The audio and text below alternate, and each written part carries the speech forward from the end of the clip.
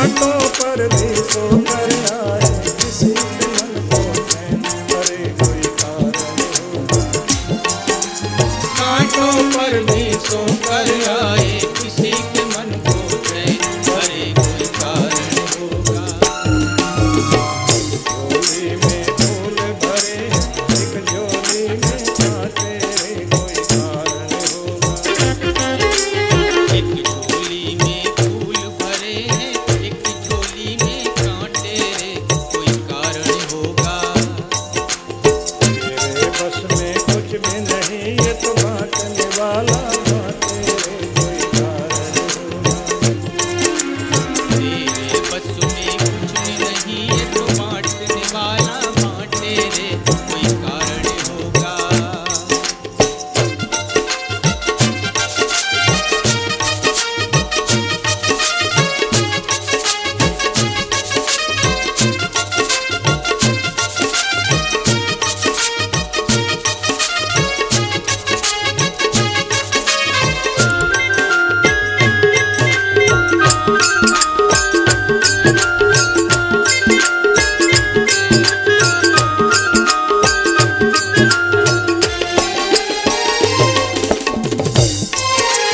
सागर से भी बुझती नहीं है कभी किसी की प्यास। सागर से भी बुझती नहीं है कभी किसी की प्यास। सागर से भी बुझती नहीं है कभी किसी की प्यास। सागर से भी बुझती नहीं है कभी किसी की प्यास।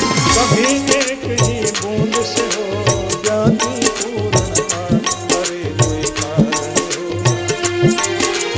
कभी एक ही बूंद से हो जाती पूर्ण आस, अरे कोई कारण होगा। झोली में फूल भरे, एक झोली में कांटे रे कोई कारण होगा। एक झोली में फूल भरे हैं, एक झोली में कांटे रे कोई कारण होगा। तेरे बस में कुछ भी नहीं, ये तो बांटने वाला बांटे रे कोई कारण होगा। ये एक तरह का संकल्प है कि जीवन तो किसी न किसी तरह पूरा हो जाएगा। कीड़े मकोड़े भी अपना जीवन पूरा कर लेते हैं।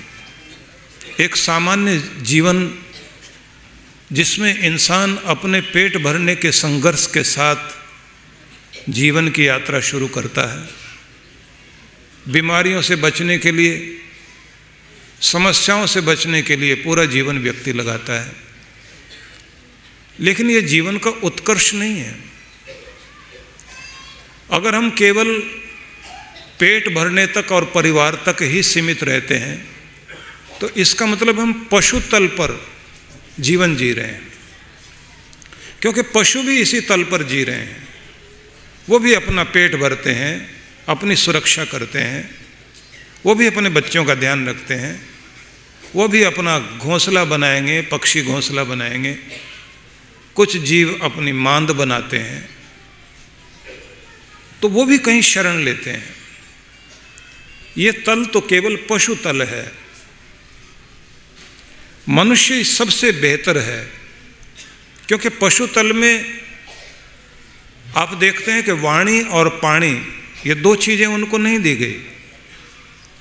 बोलने की आवाज़ उनके पास नहीं है, कर्म करने के लिए उनको स्वतंत्रता नहीं है। इसलिए पशु पक्षी अपनी सांकेतिक भाषा में आवाज़ के उतार चढ़ाव में बात करते हैं, उससे उनका काम चल जाता है। मनुष्य ऐसा है, ये दुनिया की हर आवाज़ निकाल सकता है। इसकी वाणी तरह तरह की आवाज़ें निकाल सकती है, बोलने की स्वतंत्रता है। कुछ देशों में आप देखते हैं प्रशासनिक व्यवस्थाएं ऐसी होती हैं कि वहाँ बोलने की आज़ादी नहीं होती, और कहीं कहीं ऐसी स्थिति भी है कि वहाँ करने की भी आज़ादी नहीं, अपनी मर्जी से कुछ नहीं कर सकते। तो ये माना जाता है कि वहाँ आदमी रह जरूर रहा है, लेकिन गुलामी की जिंदगी जी रहा है। भगवान ने मनुष्य को जबान दी है, हाथ पांव दिए, तो मतलब बोलने की भी आज़ादी है, कर्म करने की भी आज़ादी है। उससे भी ज़्यादा मस्तिष्क है, सोचने की आज़ादी। असल में तो हमारे सबके मन में कुछ भगवान के विषय में अलग तरह की कल्पना है। जैसे कुछ लोग कहते हैं कि आसमान में, 7वें आसमान पर खुदा बैठे हुए तख्त के ऊपर, और फरिश्ते तख्त को पकड़े हुए हैं। तो कुछ लोग मानते हैं कि खुदा जो 7वें आसमान पर नहीं है, जैसे क्रिश्चियन लोग हैं वो कहते हैं 7वें पर नहीं है, 4थे आसमान पर है। तो कुछ लोगों ने कहा कि जमीन के अंदर है, किसी ने कहा ऊपर है, किसी ने कहा कि वो तो समुद्र में बैठे हुए हैं, तो किसी ने कहा नहीं पहाड़ पर बैठे हुए हैं, वहां बैठकर काम कर रहे हैं। असल में तो बात यह है कि भगवान के विषय में यह भी कहा जाता है कि जब भगवान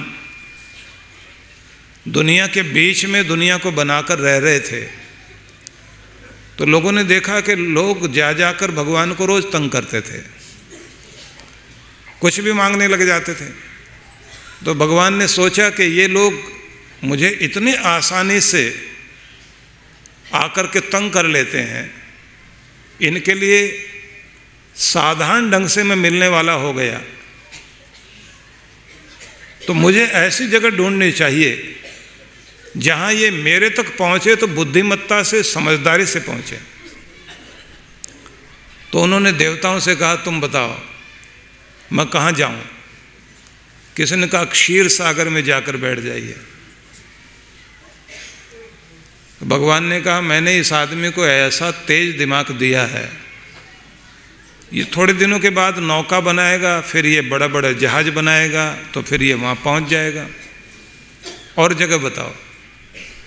तो किसी ने कहा महाराज आप पहाड़ पर बैठ जाइए, जाकर एवरेस्ट पर बैठ जाइए। भगवान ने कहा कि यह आदमी पहाड़ पर भी चढ़ेगा थोड़े दिनों के बाद, और हो सकता है कि वहीं बस्ती बसाकर बैठ जाए, तो फिर दिक्कत हो जाएगी। किसी ने फिर कहा कि आप चंद्रमा में चले जाइए। भगवान ने कहा थोड़े टाइम के बाद आदमी का जहाज चंद्रमा में भी आकर के उतरेगा। तो देवता बोले फिर महाराज हमसे क्यों सलाह लेते हैं, आप ही बताओ ना। भगवान ने कहा कि अच्छा मैं देखता हूं कि इसको मैंने बनाया किस तरह से है। तो भगवान देवताओं से बताते जा रहे हैं मैंने इसके आंखें लगाई, बाहर की तरफ देखता है, मैंने इसके कान लगाए, ये बाहर की बातें सुनता है, मैंने इसका मन ऐसे बनाया है कि ये बाहर की तरफ ज़्यादा सोचता है। तो देवता बोले तो फिर तो ऐसी जगह मिल सकती है, क्योंकि बाहर देखने वाला कभी अंदर देखता नहीं है, तो आप अंदर ही जाके बैठ जाओ ना। उसके बाद भगवान इंसान के दिल में जाकर बैठ गए, और कमाल की बात है आदमी बाहर ढूंढता हुआ घूम रहा है। तो कभी वो जाता है तीर्थ में, कभी जाएगा वैष्णो देवी के यहाँ भगवान के दर्शन हो जाएं, कभी अमरनाथ जाएगा यहाँ भगवान के दर्शन हो जाएं, कभी वो जाएगा गौरी शंकर के दर्शन करने के लिए कैलाश पर्वत पर मानसरोवर की यात्रा करता हुआ, और कभी वो पहुँचता है समुद्र के किनारे। राम जी ने सेतु बनाया था तो वहाँ पर शिव जी की आराधना की थी उन्होंने, तो वहाँ जाकर के रामेश्वरम के दर्शन करें, शायद यहाँ से भगवान सुन लें। तो आदमी भाग रहा है बाहर, और बाहर भाग रहा है तो बाहर भागते भागते वो भगवान को ढूंढना चाहता है। लेकिन कमाल की बात है कि सब जगह जाने के बाद सबको आश्चर्य होता है कि रामेश्वरम में बैठा हुआ व्यक्ति सोचता है कि भगवान से मिलने जाना है, कृपा हो जाए, तीर्थ में जाएं, तो रामेश्वरम से सीधा हरिद्वार की तरफ आता है। हरिद्वार वाला उज्जैन जा रहा है, उज्जैन वाला जा रहा है अमरनाथ, और अमरनाथ वाला सोच रहा है कि हम लोग तिरुपति बालाजी चले जाएं तो शायद वहाँ कुछ बात बन जाए। सब बाहर बाहर ढूंढ रहे हैं,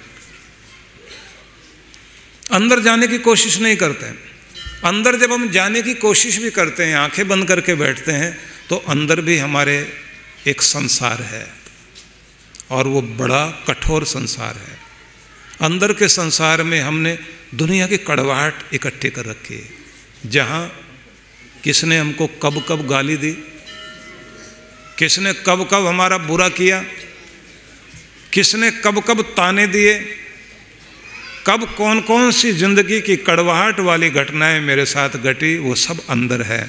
जब किसी को कहते हैं आंखें बंद करो, अंदर झांको, तो अंदर तो इतनी भयंकर आवाज़ें आ रही हैं, आदमी आंख बंद करता ही नहीं। सबसे पहले तो दुश्मन का चेहरा आंखों के सामने आता, आंख बंद करते। वो दुश्मनी सिर्फ बाहर ही बाहर कर रहा है ऐसा नहीं, वो आपके अंदर भी बैठ गया, दुश्मन अंदर भी बैठ गया। और फिर जो आपकी इच्छाएं पूरी नहीं हुई वो भी आपके अंदर कुल बुलाती हैं, बार बार उभरती हैं। ये बात पूरी होती, ये काम मेरा पूरा हो जाए, ये काम बन जाए, फिर मैं खुशहाल हो जाऊंगा। ज़रा सोच के देखिए, आपकी पिछली कामनाएं पूरी हुई थी और आपने तब भी यही कहा था वो मेरी कामना पूरी हो जाए मैं बहुत खुश हो जाऊंगा। कितनी सारी कामनाएं आपकी पूरी हुई हैं, उसके बाद भी आप खुश हुए क्या? अब तक खुश नहीं हुए। आपको उम्मीद है कि खुश हो जाएंगे, आगे भी आप उम्मीद करते हैं खुश हो जाएंगे। आप कहते हैं कि चलो खुश भी नहीं हुए, तसल्ली हो जाएगी, ड्यूटी पूरी हो गई, फर्ज पूरे हो गए, लेकिन कितना भी कर लेना फिर भी बाकी रह जाएगा। फिर क्या करें? एक के प्रति फर्ज पूरे कर लीजिए, सब के प्रति फर्ज पूरे हो जाएंगे, भगवान के प्रति फर्ज पूरा। उस एक की जिम्मेदारी निभाना शुरू कर दीजिए, फिर आपकी सारी जिम्मेदारी, कृष्ण स्वयं कहते हैं योगक्षेमम वहम्यहम, फिर मैं जिम्मेदारी तुम्हारी लेता हूँ, तुम्हारे योग की भी, तुम्हारे क्षेम की भी, जो तुम्हारे लिए होना चाहिए उस सब की जिम्मेदारी भगवान लेंगे, तुम उस तरफ चल पड़ो।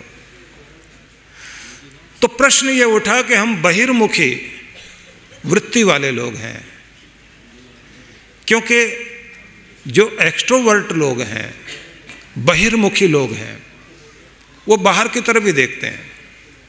थोड़ा इंट्रोवर्ट होने की आवश्यकता है, अंतर्मुखी होने की आवश्यकता है। जब हम अंतर्मुखी होते हैं तो पहले तो आपको अंदर जो शोर सुनाई देता है, अंदर जो विचार शब्दों के, चित्रों के रूप में आपके सामने आते जाते हैं, उस भीड़ को हटा दो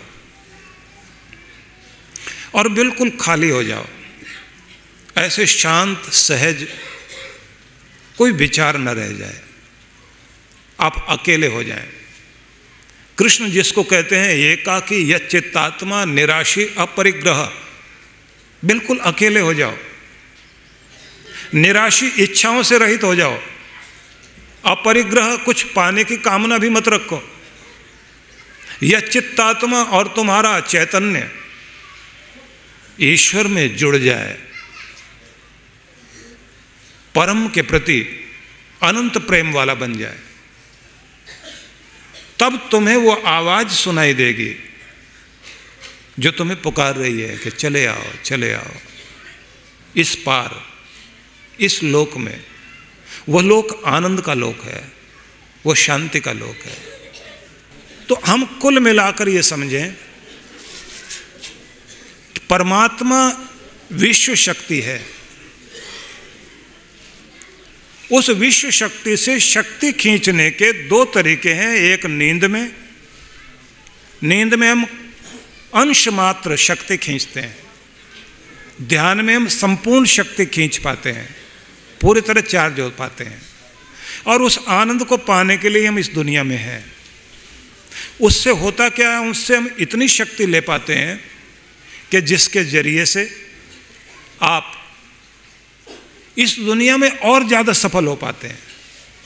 दूसरा, अपने भाग्य का दोबारा से आप निर्माण करते हैं। इससे आप ये भी करते हैं, आगे के जो आंसू आपके तालाब आपके लिए रखे हुए हैं वो सूखते हैं। इससे आप वहाँ पहुँचते हैं जिस आनंद की खोज में दुनिया में लौटे हो। उसकी तरफ जाने के लिए ध्यान माध्यम है। और ध्यान के लिए, पूजा के लिए जो भी विधियां दी जाती हैं, गुरु देता है, उसे श्रद्धापूर्वक पूरी करो। ये एक बात। अब दूसरी बात और कहूँगा,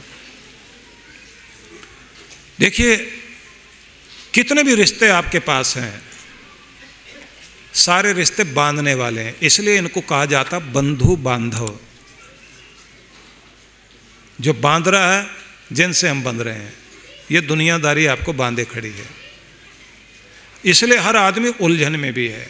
सब बंधनों से मुक्त करने के लिए और आपको उन्मुक्त गगन में उड़ने के लिए, आपको आपके आनंद से मिलाने के लिए भगवान कृपा पूर्वक आपकी जिंदगी में एक क्षण लाता है जब आपको गुरु दिया जाता है। गुरु के मिलने के बाद आप नियम वाले बने या नहीं, ये दूसरी शर्त आती है। तीसरी शर्त आती है कि गुरु से मिलने के बाद नियम आते ही आपकी ज़िंदगी में डिसिप्लिन, अनुशासन आया या नहीं। अगर आ गया है तो निश्चित ही आप कृपा वाले हो गए। चौथी चीज़ होती है कि क्या आपकी लगन गुरु के लिए, आप क्या कुछ छोड़कर आ सकते हैं।